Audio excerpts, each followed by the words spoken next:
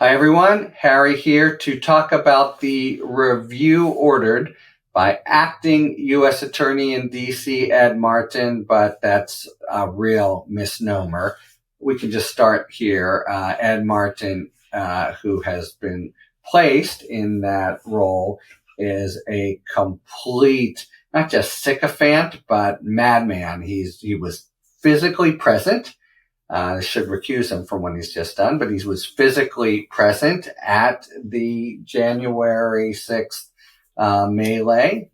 He has been advocating ardently the pardon of all the insurrectionists. He's done really weird stuff to feature them, and he is a complete, teeth-bared partisan, not just of Trump, but of the lie, my approach by now. Let's start with the lie that somehow the prosecutions of the 1,500 plus marauders on January 6th was anything other than righteous. We're talking about the biggest prosecution or series of prosecutions by the Department of Justice in its history. And very appropriate given what we all saw, a effort to violently upend the peaceful transfer of power, the absolute core principle of democracy. Okay, here comes Ed Martin, a complete nutwing. And so for starters, we know just what's going to be happening here.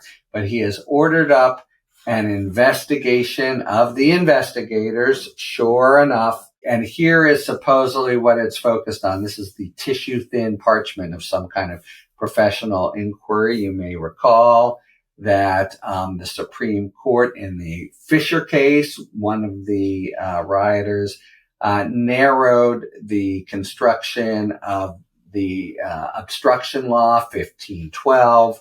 It was a sort of hard-fought statutory interpretation case. Justice Barrett was on the other side. But the majority of the court basically held you need to be destroying and shredding documents.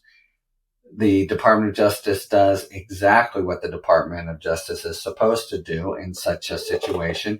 Go back, hear the Supreme Court's dictate, follow it, as they did, for example, with immunity. They play their professional part and then see what convictions could be salvaged.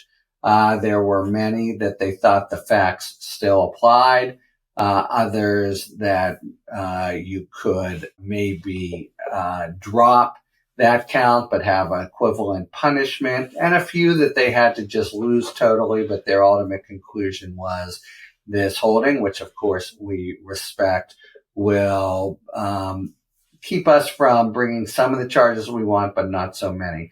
That is ostensibly what Martin is going to investigate, and the suggestion is going to be that somehow this process that you not just do every time, but you have to do every time, figure out the interests of the United States, in case anybody forgets that, and they do, which is to prosecute criminals, especially serious criminals who try to upend the Constitution, notwithstanding what Ed Martin says. See what's left after Supreme Court has ruled. You have an interest here and a client, and you want to do the right thing and the just thing, and that's why people get up and go to the Department of Justice in the morning, but no more. So Ed Martin is going to do an investigation, and you can be sure, as it's now Donald Trump president, that he's going to try to tar and pillory the people who did their jobs, very, very much of a piece with the firings of the people on the Jack Smith prosecutorial team,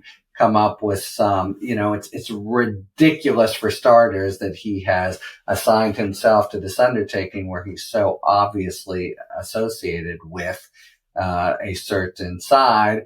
But, they don't care about that, and they think it's just not going to rise to enough of a level for people to know or care about. And then they'll have this official, at a minimum, competing narratives. And here's the more recent narrative where using the, tools of the law and doing an investigation signed by a U.S. attorney, they're going to totally, dirty up the people who did exactly what they were supposed to do, namely salvage the prosecutions that they could salvage. So this is bone chilling. We'll see what is just right now styled an investigation of what happened based on what authority? Doesn't seem to be any. But of course, if you're of the view that you can never overestimate how low Trump can go, you wouldn't be surprised to see Martin trying to bring criminal charges against people who exactly did their job and are completely blameless. When you put this together with the sacking of the people who just served according to their oath on Jack Smith's team, I think it's the darkest day in DOJ history. It's an absolute attack, a strike at the department's heart of the people who do their jobs every day, who not only now are, have to wonder, should we do our jobs, but now a very visible cohort of them are being singled out for really financially, professionally, and other ways, stress way, just ruinous treatment with zero, less than zero, if you believe in that, justification for just the vicious and petty reason that they held. This of course isn't even Trump. This is the whole organization of people who committed a terrible crime against all of us and the Constitution, and are now heroes in deep with the administration, getting good seats and going to the inauguration and the like. It's a bizarre world turned upside down, that's for sure, but it's much, much more pernicious than that. Really, really repugnant and dangerous, and threatens to essentially undo the entire, because these actions will have ripple effects that will freak out the whole department. It threatens literally to undo all the core professional strength of the Department of Justice. This guy is just far and away the biggest menace generally, but especially to the Department of Justice in the history of the presidency. So bad. Talk to you later. Thanks for tuning in. If you enjoyed this video and other Talking Feds content, please take a second to like and subscribe. Talk to you later.